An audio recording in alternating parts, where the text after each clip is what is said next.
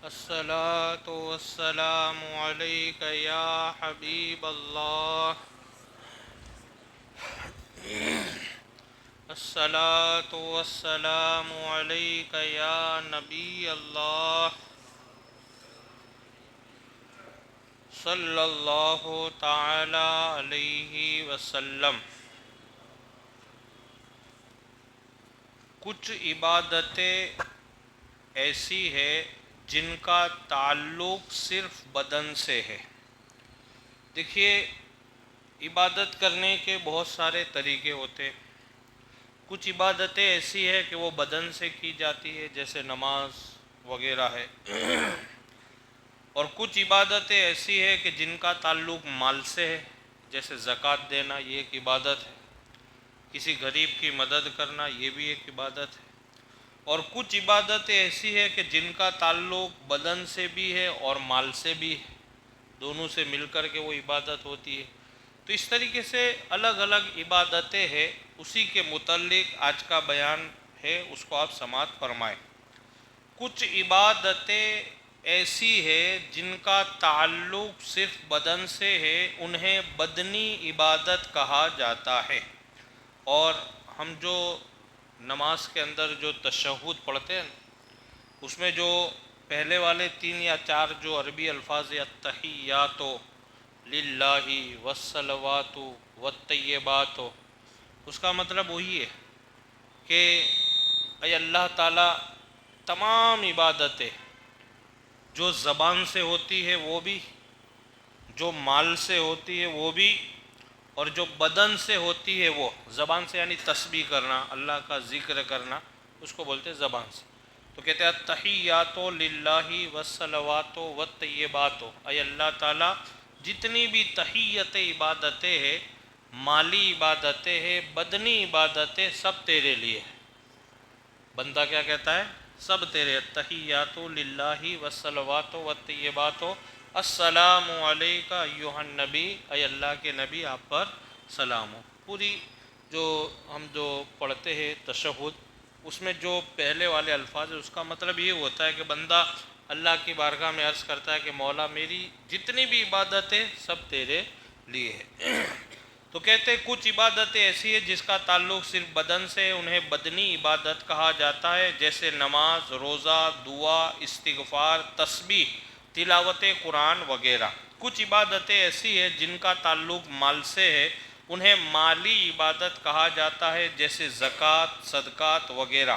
اور کچھ عبادتیں وہ ہیں جن کا تعلق بدن سے بھی ہے اور مال سے بھی ہے، انہیں عبادت مرکبہ کہا جاتا ہے. یعنی مرکبہ کا مطلب دو چیزوں سے مل کر کے جو چیز بنے، اس کو بولتے مرکبہ. جیسے حج اور عمرہ. اب حج اور عمرہ یہ دونوں عبادتیں ایسی ہے کہ اس میں بدن کا بھی استعمال ہوتا ہے، مال کا بھی استعمال ہوتا ہے، اور تسبیح بھی ہوتی رہتی. ساری چیزیں اس میں آ جاتی، کیونکہ حج آپ بغیر پیسوں کے آپ نہیں کر پاؤ گے. عمرہ بغیر پیسوں کے ہوگا نہیں، اس میں آپ کے پاس پیسہ چاہیے. بھلے چاہے آپ کا ہے یا کوئی لگا رہا ہے آپ کے پیچھے، لیکن لگ تو رہا ہے. تو اس کو بولتے ہیں عبادت مرکبہ. جیسے حج اور عمرہ. اہل سنت و جماعت کا عقیدہ یہ ہے کہ اگر کوئی انسان اخلاص کے ساتھ کسی بھی قسم کی عبادت کرے، چاہے وہ مالی عبادت ہے، چاہے وہ بدنی عبادت ہے، چاہے وہ عبادت مرکبہ ہے، کوئی بھی عبادت کرے تو اللہ تعالیٰ اپنے فضل و کرم سے اسے بھی اجر و ثواب عطا فرماتا ہے. عبادت کرنے والے کو اللہ اجر و ثواب، اور اس میں کوئی شک نہیں، ہم جو عبادت کرتے بے شک اللہ ہمیں اس کا ثواب عطا کرتا ہے. لیکن جس میت کو ثواب پہنچانے کے لیے ان اعمال کو کیا جائے تو اسے بھی اللہ ثواب عطا کرتا ہے. کیونکہ یہ جو آج کا بیان ہے وہ ہمارا ایصال ثواب کے بارے میں. کس کے بارے میں؟ ایصال ثواب. ایصال ثواب کا مطلب ہوتا ہے، ایصال یہ عربی لفظ ہے. ایصال کیا ہے؟ یہ عربی ورڈز ہے. اور ایصال کا میننگ ہوتا ہے پہنچانا. ثواب بھی عربی ورڈ سے، اور اس کا معنی ہے ثواب، جس کو ہم کہتے ہیں کسی نیک کام پر جو اللہ کی طرف سے اجر ملے، اس کو کہتے ہیں ثواب. برابر. اب ایصال ثواب، ثواب پہنچانا، دوسرے کو ثواب پہنچانا.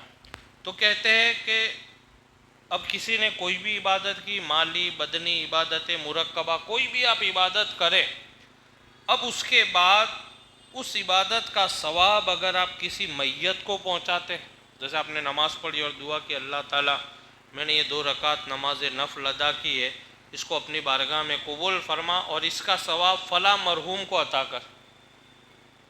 تو یہ روایتوں میں آتا ہے کہ وہ ثواب جس کو آپ بخشو گے اس کو بھی پہنچ جاتا ہے. اب ایک سوال ہوا کہ پھر تو پڑھنے والے کو کچھ نہیں ملے گا جب ثواب اس کو پہنچ گیا تو روایتوں میں آتا ہے جتنا ثواب اس کو ملے گا اتنا ثواب پڑھنے والے کو بھی ملے گا. ثواب میں کوئی کمی نہیں، کوئی کٹوتی وغیرہ نہیں، کوئی اتنا ادھر پلس ہوا تو ادھر مائنس ہو جائے گا، نہیں، کیونکہ اللہ کے خزانوں میں ایسی مائنس والی بات نہیں. کس چیز کی کمی ہے؟ مولا تیری گلی میں، عقبہ تیری گلی میں، دنیا تیری گلی میں. اللہ کے خزانوں میں کوئی کمی نہیں ہے.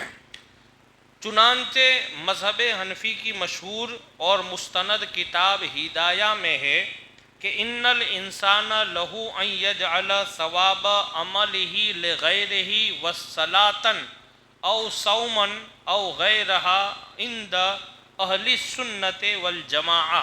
ترجمہ سماعت کر، یہ عربی عبارت تھی. ہدایہ یہ مشہور، بہت مشہور کتاب ہے مذہب حنفی کی، اس کا ترجمہ آپ سماعت فرمائے، اور بڑی مستند کتاب ہے، اس کو سب مانتے ہیں، مذہب حنفی کی ہے.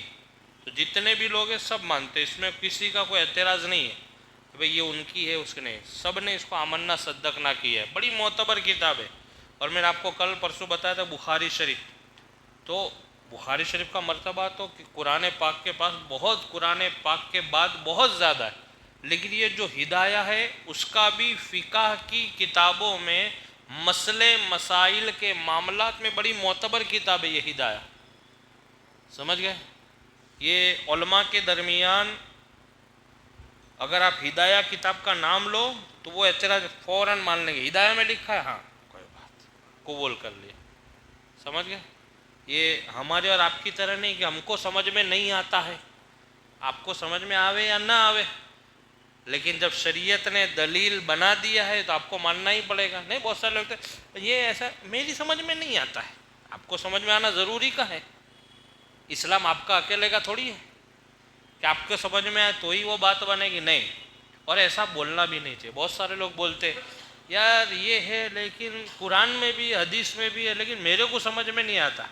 ایسا نہیں بولنا چاہیے. قرآن حدیث شریعت کی بات ہم کو بھلے ہمارے سمجھ میں نہیں آ، لیکن اس کو وہ مت بولو سمجھ میں نہیں آتا ہے. اچھا ٹھیک ہے، آمنا. سرکار علیہ الصلوۃ والتسلیم سے ایک مرتبہ ایک صحابی نے پوچھا تھا کہ یا رسول اللہ کچھ شرعی قانون ایسے ہیں کہ جو ہماری سمجھ میں نہیں آتے، ہم کیا کریں؟ آقا نے فرمایا جب تمہیں سمجھ میں نہ آئے تو کوئی دلیل مت کرو، بس یہ کہہ دو ہم نے اس بات کو مانا اور اس کو قبول کیا. یہی تو ایمان ہے آپ کا، یہی تو ایمان کی نشانی. بغیر سمجھے، بغیر سوچے سمجھے کسی صحیح بات کا اعتراف کر لینا وہ ایمان ہے. اللہ کو دیکھا ہے ہم نے، جنت جہنم کو دیکھا ہے، دوزخ کو دیکھا ہے، لیکن ہم کیا کہتے ہیں؟ اللہ ایک ہے، جنت حق ہے، جہنم بھی حق ہے. یعنی جنت ہے، حق کا مطلب کیا ہے؟ جہنم ہے، تو ہم اس کو مانتے ہیں کہ ہاں بھائی یہ چیز ہے، اور قیامت کے بعد حساب و کتاب ہونا ہے، اور جو جنتی اعمال کریں گے ان کو جنت میں جانا ہے، جو جہنمی عمل کریں گے وہ جہنم میں جائیں. لیکن ہم نے دیکھا نہیں ہے، لیکن ہم کیا کہتے ہیں؟ مانا. تو اس کا نام ایمان ہے. ایک مرتبہ حضور صلی اللہ تعالیٰ علیہ وسلم نے کسی سے کوئی خریداری کی تھی تو سامنے والا اپنے وعدے سے پلٹ گیا. سرکار نے فرمایا کہ نہیں میں نے تو اتنے میں سودا کیا تھا. تو سامنے والا کہتا ہے نہیں وہ جھوٹ بول رہا تھا، کیونکہ میرے آقا کی تو شان ہے کہ وہ آپ جھوٹ بول ہی نہیں سکتے، آپ تو صادق الوعد الامین ہیں. تو کہا کہ نہیں آپ نے اتنے میں سودا کیا تھا. حضور نے فرمایا نہیں میں نے اتنے میں. ایک صحابی آئے، انہوں نے کھڑے ہو کر کے منظر دیکھا کہ بحث ہو رہی اور سامنے والا میرے آقا کو معاذ اللہ جھوٹا ثابت کر رہا ہے. اب وہ صحابی اس وقت تھے نہیں لیکن وہ آ گئے. تو وہ آدمی سامنے والا کہتا ہے اچھا اگر آپ اتنا دعویٰ کر رہے ہو تو آپ کوئی گواہ پیش کرو کہ آپ نے یہ سامان یہ چیز اتنے میں خریدی تھی. اب اس وقت وہ دونوں کے سوائے کوئی دوسرا گواہ تو وہ ہوتا ہے جو وہاں معاملے کے وقت وہاں حاضر ہو. تو وہ صحابی رسول آئے, وہ کہتے یا رسول اللہ میں گواہی دیتا ہوں کہ آپ سچ کہہ رہے ہو. وہ صحابی رسول کیا کہتے یا رسول اللہ میں گواہی دیتا ہوں کہ آپ سچ کہہ رہے ہو. تو آقا نے ارشاد فرمایا کہ صحابی اس وقت تو آپ تھے نہیں, گواہی تو وہ دیتا ہے جو موجود ہو. تو صحابی رسول عرض کرتے یا رسول اللہ ہم نے تو خدا کو دیکھا نہیں, آپ کے کہنے پہ ہم نے خدا کو مان لیا. ہم نے جنت کو دیکھا نہیں, جنت کو مان لیا. جہنم کو دیکھا نہیں, جہنم کو مان لیا. یا رسول اللہ جب ہم یہ چیزوں کو مان سکتے تو ہم یہ بھی مانتے کہ جو آپ کہہ رہے وہ حق ہے. پھر آقا نے ارشاد فرمایا کہ آج کے بعد, دیکھو میرے آقا کا اختیار, پاور. شریعت میں گواہ کتنے چاہیے عام طور پر؟ مشہور معاملات میں 2. لیکن حضور نے اس وقت کیا فرمایا, اے میرے صحابی اب آج کے بعد جہاں پر 2 لوگوں کی گواہی کی ضرورت ہو وہاں اگر تو اکیلا ہوگا تو تیری گواہی 2 کے برابر مانی جائے گی. یہ حضور کا اختیار تو صرف ان کے لیے تھا, ہمارے اور آپ کے لیے نہیں ہے. سمجھ گئے؟ ہمارے اور آپ کے لیے, ہمارے لیے جو حکم ہے شریعت کا, جہاں 2 کی ضرورت وہاں 2, جہاں 2 سے زیادہ چاہیے وہاں اتنے ہونا ضرور ہے. بہرحال یہ ایمان کی بات میں آپ کو بتا رہا ہوں. تو یہ جو ہدایہ کتاب ہے بڑی مستند اور مضبوط کتاب ہے. اب اس کتاب میں کیا لکھا ہے ہمارے بزرگوں نے وہ آپ سماعت فرمائے. یعنی اہل سنت و جماعت کا مذہب یہ ہے کہ بے شک انسان اپنے عمل کا ثواب کسی دوسرے کو پہنچا سکتا ہے. کیا کرتا ہے؟ پہنچا. یعنی آپ نے کچھ نیک عمل کیا اور اس کا ثواب اگر آپ کسی کو بخشنا چاہتے ہیں تو آپ بخش سکتے ہیں. سمجھ گئے؟ خواہ وہ نماز کا ہو یا روزے کا ہو یا صدقہ اور خیرات کا ثواب ہو. آپ نے نماز پڑھی, نماز نفل, اب اس کے بعد آپ یہ کہو گے ثواب میں میرے پیر و مرشد کی بارگاہ میں پیش کرنا ہے, آپ کر سکتے ہو. آپ نے کہا میرے والدین کو پیش کرنا ہے, آپ ان کو بھی پہنچا سکتے ہو. آپ نے کہا آپ کی اولاد میں سے اگر کسی کا انتقال ہو گیا آپ ان کو پہنچانا چاہو ان کو بھی پہنچا سکتے ہو. اب لیکن اچھا بہت سارے لوگ ہوتے ہیں نا بہت زیادہ ڈیٹیل میں سوچنے والے. میرے سے بھی کسی نے ایسا ایک سوال کیا تھا کہ ہم ایصال ثواب کر دے تو اپنے تو کچھ ادنا ملے مفتی صاحب, کیونکہ اپنے تو سارا ادھر ٹرانسفر کر دیا. تو پھر میں نے ان کو ان کی بھاشا میں نے کہا یہاں پلس مائنس کا سسٹم جو آپ کو مل رہا ہے وہ تو رہے گا ہی, لیکن آپ بخشو گے تو اتنا ہی. حضرت مولا علی مشکل کشا کا فرمان ہے, روایت ہے آپ کہ کسی کو اگر آپ ایصال ثواب کرو گے تو جتنا ثواب آپ کو مل رہا ہے اتنا ثواب اس کو ملے گا, اور جتنا اس کو ملے گا اتنا کوئی کمی نہیں ہوتی. انشاءاللہ کل آگے سماعت کریں گے. اللہ سے دعا ہے کہ اللہ رب العزت ہم سب کو بہتر دنیا و بہتر آخرت عطا فرمائے. چینل فیضان پنجتن کو سبسکرائب کریں, لائک کریں, بیل آئیکن بٹن کو دبائیں.